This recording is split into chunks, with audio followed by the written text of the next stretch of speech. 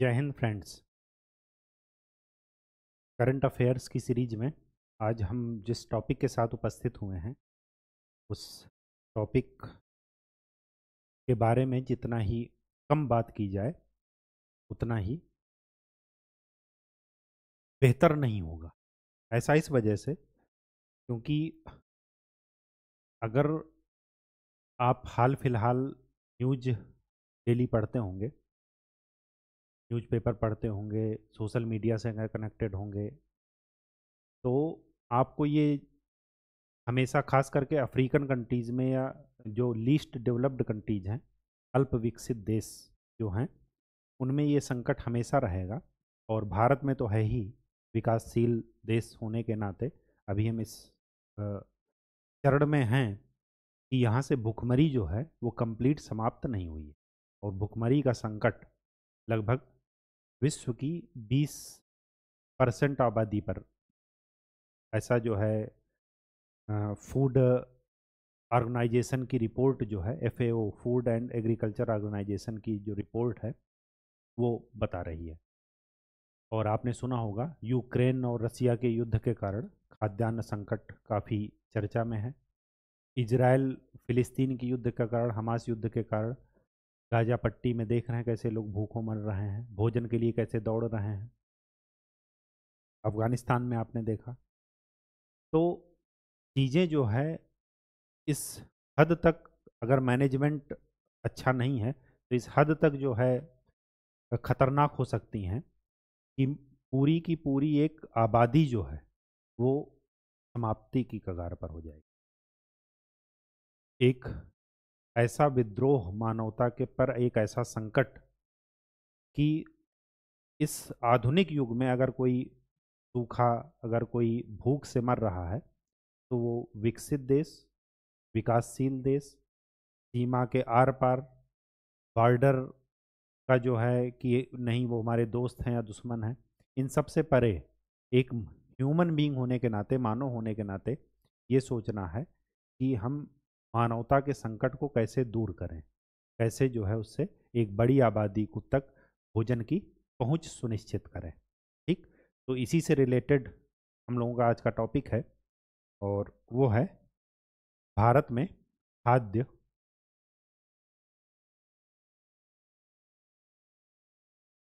भंडारण, food storage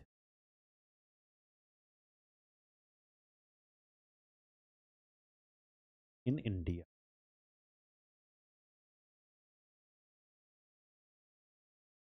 हाल फिलहाल ये हमेशा न्यूज में रहेगा, क्यों? क्योंकि ना तो विकसित देशों का इंटरेस्ट खत्म होगा, किसी एक देश का या सुपर पावर्स का ना तो इंटरेस्ट खत्म होगा और ना ही युद्ध बंद होंगे। और जहाँ पर भी युद्ध होगा, स्वाभाविक सी बात है, जो गरीब तबका है, खास करके महिलाएं और बच्चे और बुजुर्ग, उनको इस संकट का सामना करना ही करना है। ठीक, तो एक तो इस वजह से न्यूज में रहेगा। दूसरी बात, भारत में एक मंत्रालय की स्थापना हुई 2019 में,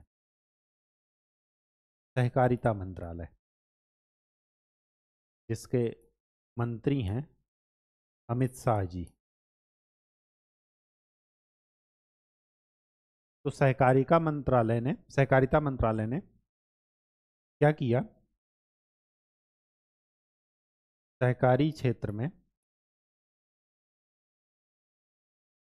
विश्व की सबसे बड़ी अनाज भंडारण योजना जो है वो शुरू करने जा रहा।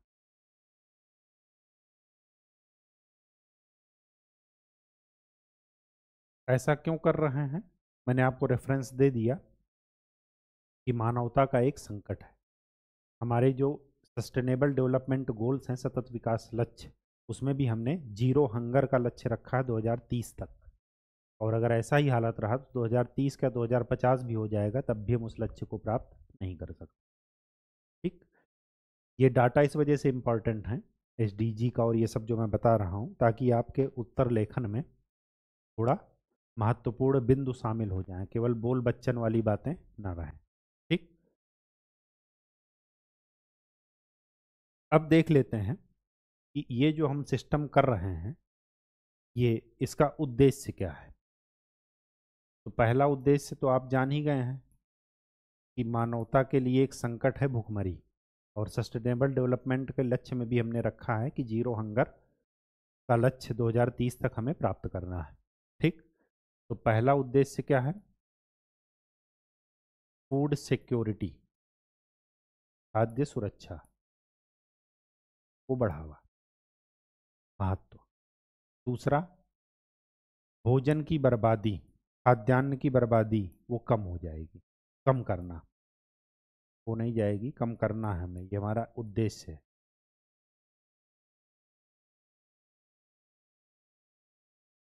बर्बादी को कम कर। तीसरी बात, जब हम स्टोर करेंगे तो कुछ ना कुछ इंफ्रास्ट्रक्चर डेवलपमेंट करेंगे। अगर इंफ्रास्ट्रक्चर हम डेवलप करेंगे तो स्वाभाविक सी बात है कि इंफ्रास्ट्रक्चर हवा में डेवलप नहीं होगा। जहाँ भी डेवलप होगा वहाँ की लेबर लगेगी, कुछ सीमेंट ये सब लगेगा, तो हमारी इंडस्ट्री बूम होगी। ठीक, इकोनॉमी क्या होगी? बूम होगी, और हमारे पास एक अवसंरचना का भी, इंफ्रास्ट्रक्चर का भी निर्माण हो जाएगा। तो थर्ड बात क्या है कि किसानों को सशक्त करना, ये तीसरा उद्देश्य। तो फसल का उचित दाम मिले, फसल की बर्बादी कम से कम हो। ठीक, और अभी इसके लिए क्या है हमारे पास ऑप्शन? प्राथमिक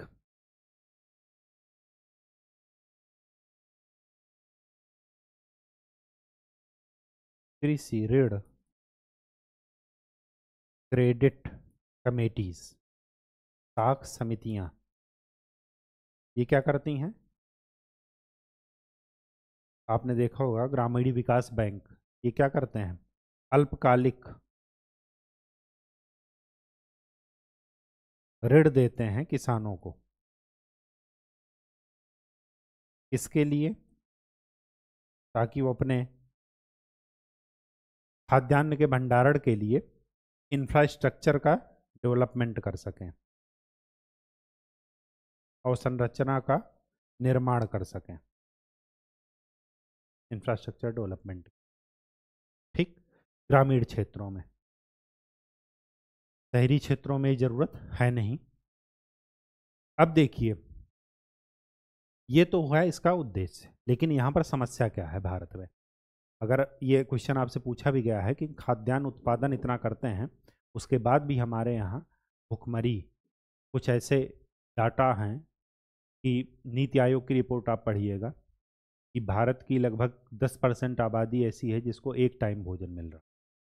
ठीक, जबकि भोजन का उत्पादन इतना हो रहा है कि बर्बाद चला जा रहा है, उसको हम भंडारित कर ही नहीं पा रहे हैं। या आप लोग देखते होंगे शादी ब्याह और बाकी चीज़ों में इतना ज़्यादा बर्बादी होती है, किसी को रोटी पचाने के लिए दौड़ना पड़ रहा हो, किसी को रोटी कमाने के लिए दौड़ना पड़ रहा। ठीक, और भोजन की बर्बादी है कि वो रुक नहीं रही।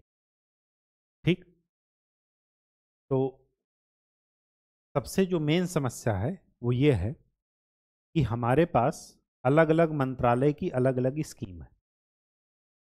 तो जो सबसे बड़ी बात है यहाँ पर इस योजना में वो ये है कि सभी मंत्रालय जो अलग अलग स्कीम चला रहे हैं उन सभी को आपस में कोऑर्डिनेट करना है, समन्वित करना है। ठीक, तो विभिन्न मंत्रालयों की योजनाओं का समन्वय करना है, कोऑर्डिनेशन करना है। अब देख लेते हैं कि कौन कौन से मंत्रालय द्वारा कौन कौन सी स्कीम चलाई जा रही है। सबसे पहले कृषि एवं किसान कल्याण मंत्रालय,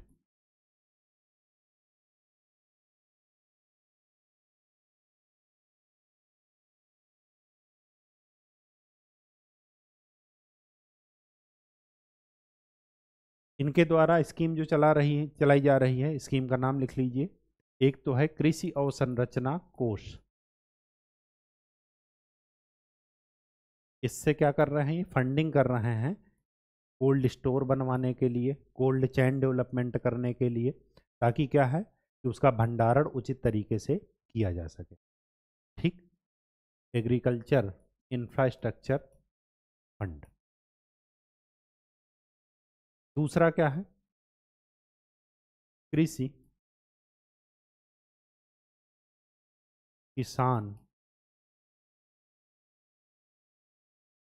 कृषि किसान नहीं, ये होगा विपणन मार्केटिंग, अवसंरचना योजना। ठीक। Agriculture marketing infrastructure scheme. ठीक। तीसरा इसकी योजना क्या है, एकीकृत बागवानी मिशन। आपने सुना होगा, बागवानी फसलों को बढ़ावा देना।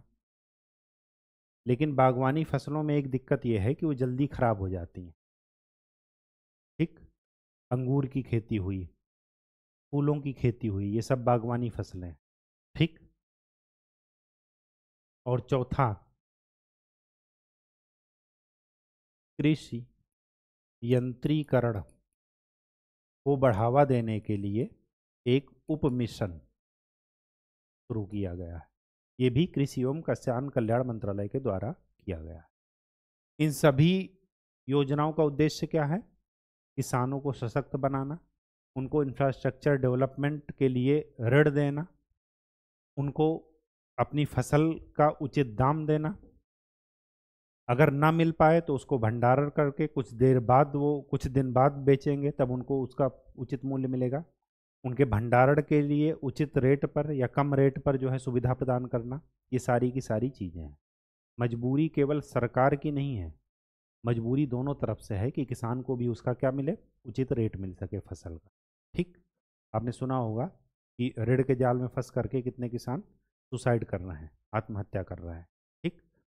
औपचारिक क्षेत्र से ऋण लेने के बजाय वो अनौपचारिक क्षेत्र से लेते हैं, सेठ साहूकार से। ब्याज रेट काफ़ी ज़्यादा होता है, उनकी ज़मीन पर कब्जा कर लेते हैं वो लोग, फसल ले लेते हैं। ठीक। तो ये सारी चीज़ें, तो कृषि एवं किसान कल्याण मंत्रालय की ये योजना है। दूसरा जो मंत्रालय है अपना, वो है खाद्य प्रसंस्करण मंत्रालय।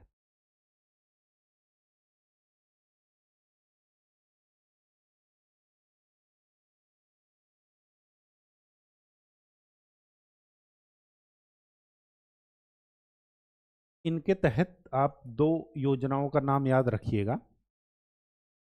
एक तो है प्रधानमंत्री किसान संपदा योजना, आपने इसका नाम सुना होगा, इंफ्रास्ट्रक्चर डेवलपमेंट से ही रिलेटेड है ये। दूसरी एक योजना का नाम क्या हो सकता,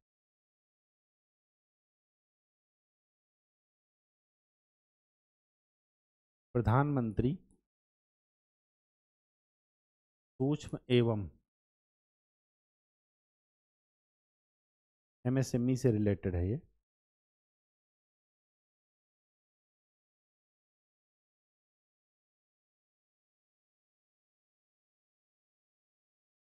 लघु खाद्य प्रसंस्करण उद्योग।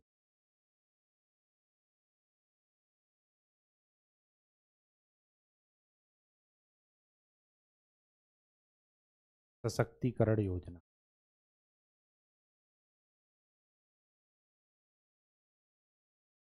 एमएसएमई सेक्टर को बढ़ावा देना कि वो फूड प्रोसेसिंग में काम कर सकें। आपने इसका नाम सुना होगा, जैसे लोकल लेवल पर सेल्फ हेल्पिंग ग्रुप को प्रमोट करके अचार पापड़ ये सब चीज़ें क्या करना, बढ़ावा देना। और लोकल लेवल पर आपने एक योजना सुना होगा, वोकल फॉर लोकल, मतलब अपने स्वदेशी उत्पादों को आत्मनिर्भर भारत के तहत उनको क्या करना है, बढ़ावा देना है। ठीक। लोगों को भी स्थानीय उत्पाद खरीदने के लिए इनिशिएट करना, प्रमोट करना। ठीक। हर एक इससे दो फायदा होगा कि एक तो भारत का पैसा भारत में ही रहेगा, दूसरा वो लोगों के जो स्थानीय आबादी है उनके कल्याण के लिए यूज होगा, उनको उनका उत्थान होगा, न केवल आर्थिक रूप से बल्कि सामाजिक रूप से। ठीक, तो ये हो गया खाद्य प्रसंस्करण मंत्रालय। दूसरा एक है उपभोक्ता मामले, खाद्य एवं सार्वजनिक वितरण मंत्रालय। खाद्य एवं सार्वजनिक वितरण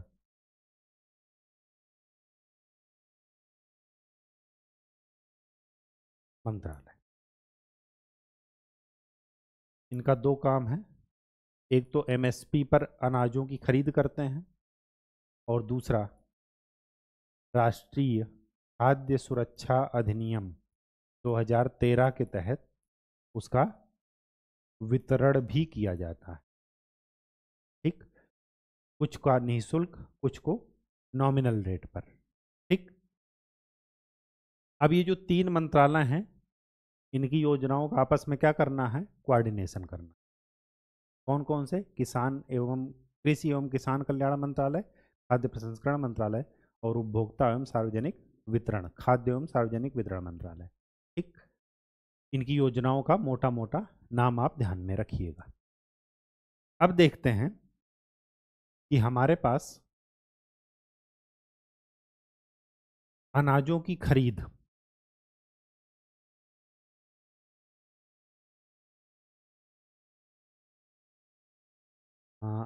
भारत में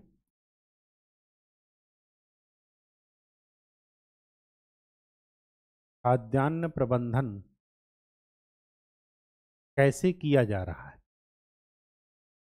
ठीक, तो एक डाटा यहाँ पर याद रखिएगा। पहली बात तो खाद्यान्न का कुल उत्पादन, ये 2022-23 का आंकड़ा है, यह है 3100 लाख टन। इतना तो उत्पादन हुआ। ठीक, दूसरी बात, अनाज खरीदने के लिए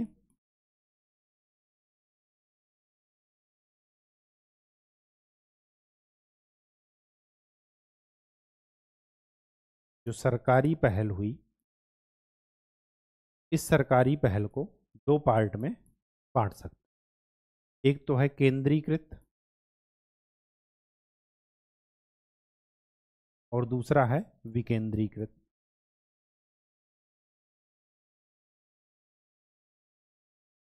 केंद्रीकृत में क्या है कि दो लोग अनाज खरीदते हैं। एक तो है food corporation of India, FCI, जो कि सेंट्रल गवर्नमेंट का है, और दूसरा राज्य सरकार। ठीक, ये खरीदारी एमएसपी पर होती है। जिन फसलों के रेट एमएसपी के द्वारा निर्धारित होते हैं, उनकी खरीदारी एमएसपी से कम पर नहीं होती, ये ध्यान में रखिएगा। ठीक, जो स्टेट गवर्नमेंट है वो भी अपने रेट वो करती है। एमएसपी सभी पर जो है, सभी फसलों पर नहीं मिलता है, आपने पढ़ा होगा। टोटल 23 फसलें हैं और गन्ना है।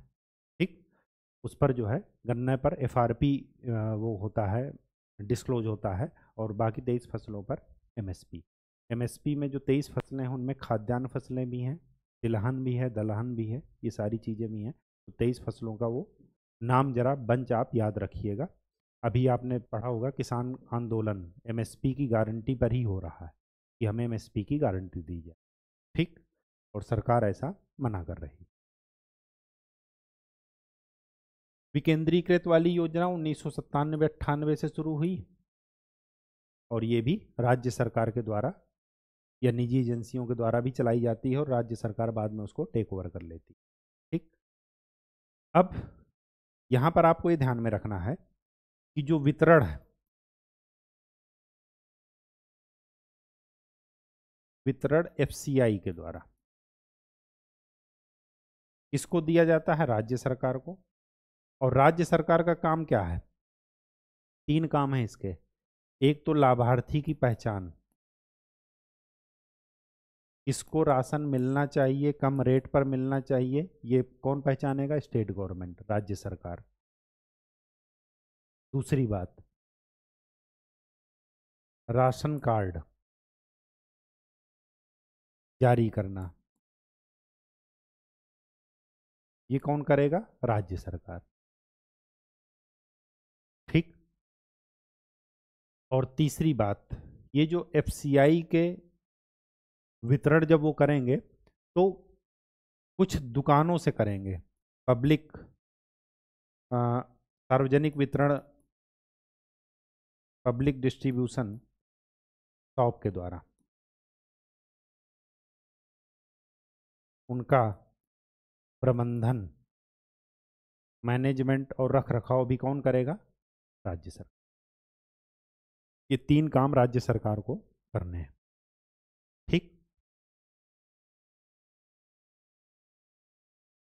नेक्स्ट नेक्स्ट बात ये है कि सरकार के द्वारा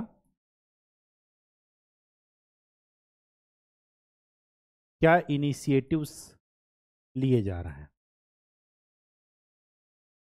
अनाज भंडारण के लिए। ठीक। एफसीआई का आपने देख ही लिया, एफसीआई की जगह जगह गोडाउन्स होते हैं, गोदाम होते हैं, लेकिन वहाँ पर होता क्या है कि अनाज की बर्बादी बहुत होती है। उसका सबसे बड़ा कारण यह है कि अनाज खुले में रख करके उसको ऊपर से पन्नी से ढक दिया जाता है। अब पन्नी ऊपर से बारिश और धूप से तो जो नुकसान हो ही रहा है, साथ में अगर पानी नीचे जाएगा तो अनाज क्या हो जाएंगे? सड़ जाएंगे। उस सड़े हुए अनाज के लिए हमने क्या किया? या तो उसको चूहे और बिल्ली और पशु पक्षी खाएंगे, या दूसरा तरीका क्या हुआ, हमने एक और पॉलिसी लाए। हम आपको बता चुके हैं कि जो हम बायोफ्यूल्स बनाते हैं उसमें जो खाद्यान्न लायक भोजन नहीं रहता है उसका इस्तेमाल बायोफ्यूल बनाने के लिए, सेकंड जनरेशन के बायोफ्यूल बनाने के लिए हम उसका ईंधन के रूप में इस्तेमाल करते हैं। ठीक। तो ये सब चीज़ें क्या हैं? Topic inter related. एक की अगर बर्बादी वो खाने लायक नहीं है तो उसका इस्तेमाल बायोफ्यूल के रूप में किया जाए। ठीक। तो क्या क्या पहले सरकार के द्वारा स्टार्ट हुई हैं? पहली बात, अनाज के भंडारण और रख रखाव पर राष्ट्रीय नीति 2000 2000 सन 2000 में ये नीति आई है, अनाज का भंडारण और रख रखाव, स्टोरेज एंड मैनेजमेंट, या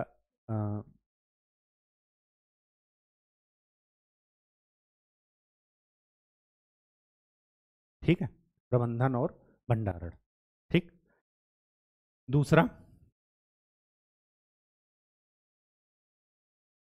ग्रामीण भंडारण योजना।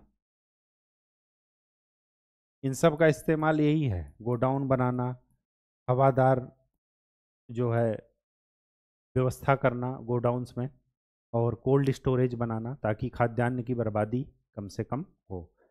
ऐसा नहीं कि केवल बिल्डिंग बना करके छोड़ दिए, एक निश्चित मानक की बिल्डिंग बनानी है ताकि उसमें धूप हवा का प्रॉपर वेंटिलेशन रहे, प्रॉपर आए जाए धूप, और दूसरी बात यह है कि ऊंचाई पर हो।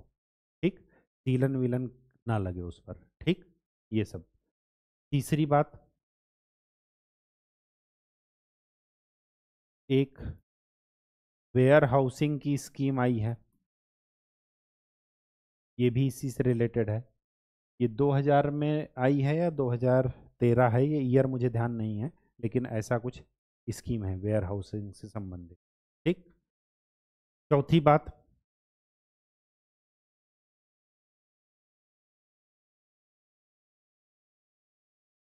किसान संपदा योजना, इसका भी इस्तेमाल इसी के लिए किया जा रहा है। इसका उद्देश्य भी यही है कि इंफ्रास्ट्रक्चर हम सही से बनाएं ताकि भंडारण क्या हो? सही से हो, अनाज की बर्बादी कम से कम हो, फूड सिक्योरिटी हम लक्ष्य प्राप्त कर सकें। ठीक। अब नेक्स्ट टॉपिक इसी में देख लेते हैं, वो है आवश्यकता क्यों, भंडारण करेंगे क्यों। तो सबसे पहले आप अपने घर को याद रखिए कि घर में ऐसा नहीं होता कि आज अगर 250 ग्राम दाल बननी है तो 250 ग्राम दाल ही आ रही है। या तो महीने का राशन आ जाता होगा, या जो खराब होने वाली चीज़ें नहीं हैं, गेहूँ, चावल, दाल, ये सब साल भर के या 6 महीने के एक साथ आ जाते हैं कि एक बोरा खरीद ली और चल रहा है। उससे भी बेटर एग्जाम्पल सोचना हो तो आप गांव की तरफ चलिए। वहाँ पर क्या किया जाता है कि जब भी उत्पादन होता है तो क्या किया जाता है कि कुछ राशन अगले सीजन के लिए बचा कर रखा जाता है। क्यों? कि आगे फसल तैयार हो, कौन सी प्राकृतिक आपदा आ जाए, कौन सी दैवीय आपदा आ जाए, कोई भरोसा नहीं है। तो लोग क्या करते थे, उसको संग्रहित करके रखते थे। और एग्जाम्पल आपको दे रहा हूँ, अगर आप इतिहास पढ़ते होंगे तो आप बार बार ये चीज़ें पढ़ते होंगे कि कुछ साइट्स हैं हड़प्पा कालीन, सिंधु घाटी सभ्यता कालीन, कि वहाँ से क्या है, गेहूँ, जौ, चावल, इनके क्या मिल रहे हैं, अवशेष मिल रहे हैं। उससे क्या पता चलता है कि उस समय के लोग उसकी खेती करते थे और अनाज को भंडारण के रूप में रखते थे। भंडारित बर्तन भी मिल रहे हैं जिसमें अनाज रखा जाता था। तो ये एक सदियों पुरानी परंपरा है। मनुष्य एक सामाजिक प्राणी है, और सामाजिक प्राणी है, स्वाभाविक सी बात है कि वो अपने लिए और अपने रिश्तेदारों के लिए या अपने जो भी उसके सगे संबंधी हैं उनके ध्यान के लिए, उनके शुभचिंतक के रूप में वो कुछ ना कुछ चीज़ें क्या करता है, संजो कर रखता है भविष्य के लिए। ठीक। तो इन्हीं सब चीज़ों में सबसे बड़ी आवश्यकता ही है कि हम अपनी खाद्य सुरक्षा को मजबूत कर सकें। खाद्य सुरक्षा, फूड सिक्योरिटी। दूसरा, जो हमारा SDG, सस्टेनेबल डेवलपमेंट गोल, उसमें हमने एक जीरो हंगर, शून्य भूखमरी का लक्ष्य रखा है उसको प्राप्त करने के लिए। ठीक। खाद्यान्न की बर्बादी कम हो, ऐसा नहीं कि जीरो हो जाए, बर्बादी कम हो, उसके लिए हम ये इस्तेमाल, ये अनाज भंडारण की हमें आवश्यकता है। प्राकृतिक आपदा से मानवीय सुरक्षा, मानवता की सुरक्षा हो सके। ठीक। बात समझ में आ गई?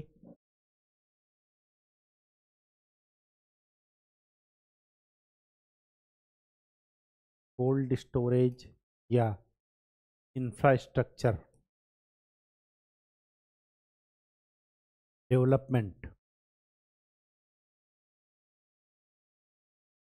ताकि ये ना हो, ये कम हो, बर्बादी कम हो, और फिर ये दोनों लक्ष्य भी प्राप्त किया जा सके। सबसे बड़ी बात, ठीक, कि खुले में जो ढक कर अनाज रखते हैं, आप रेलवे के किनारे अधिकतर देखेंगे कि जो FCI के गोडाउन होते हैं कितने जर्जर अवस्था में हैं, उन पर एक काली कलर की पन्नी जो है पड़ी होती है, उससे वो ढका होता है। हवाई उड़ गई या फट गई कुछ दिन बाद, तो धूप पानी सब उसी पर गिर रहा है, अनाज क्या हो जाएगा, सड़ जाएगा। कीट उसको खा रहे हैं, चूहे खा रहे हैं। ठीक। तो मनुष्यों को खाने लायक नहीं रहता। ठीक। तो खुले में ढक करके अनाज भंडारण की प्रवृत्ति, ये खत्म करना है। ठीक। साइलो का इस्तेमाल करना है। साइलो क्या होते हैं? बड़े बड़े टैंक होते हैं। ठीक। उनमें अनाज, स्टील के, उनमें अनाज भर कर रखा जाता है। ठीक।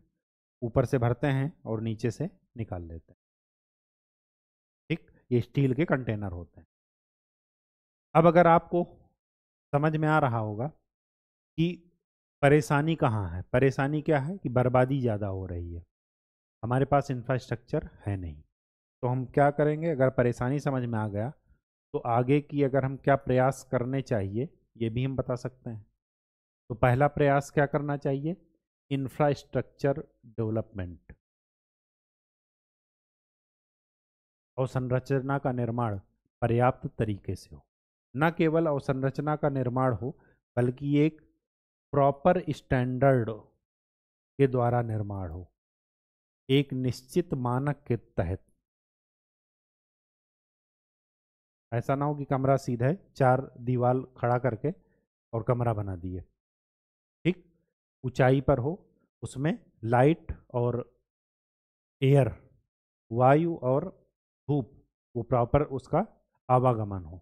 ठीक, तीसरा, टेम्परेचर सेंसर का भी इस्तेमाल कर सकते हैं।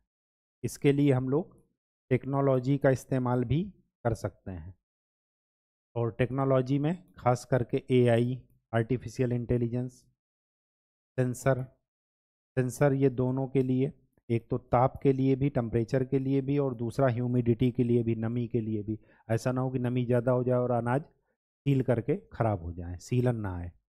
ठीक, तो टेक्नोलॉजी का भी इस्तेमाल किया जा सकता है। आर्टिफिशियल इंटेलिजेंस हो गए, मशीन लर्निंग हो गई, ये सब थोड़ा बहुत लिख दीजिएगा। ठीक, और क्या कर सकते हैं? फंडिंग की व्यवस्था प्रॉपर हो। अगर औपचारिक क्षेत्र की बात की जाए तो बैंक आसानी से ऋण वितरित कर सकें, ऐसा कुछ सिस्टम बनाए। ठीक है, फंडिंग जो है सही से हो ताकि वित्त की समस्या इंफ्रास्ट्रक्चर डेवलपमेंट करने में ना आए। और सबसे बड़ी बात कि योजनाओं में समन्वय अच्छा हो, कोऑर्डिनेशन सही हो। ऐसा ना हो कि किसान एक जगह से दूसरी जगह बस धक्का खाता रहे, जैसे कि गवर्नमेंट बैंक्स में होता था, एसबीआई में। ठीक, तो ये सब चीज़ें ज़रा, ये एग्जाम्पल के तौर पर हैं, इनको दिल पर मत लीजिएगा, ताकि चीज़ें आपको समझ में आ जाए। ठीक, तो ये सारे के सारे प्रयास हैं, और आज का टॉपिक हमारा यहीं पर ख़त्म होता है। नेक्स्ट लेक्चर में हम लोग किसी नए टॉपिक के साथ मिलेंगे। तब तक के लिए खूब अच्छे से पढ़ाई कीजिए, मेहनत कीजिए।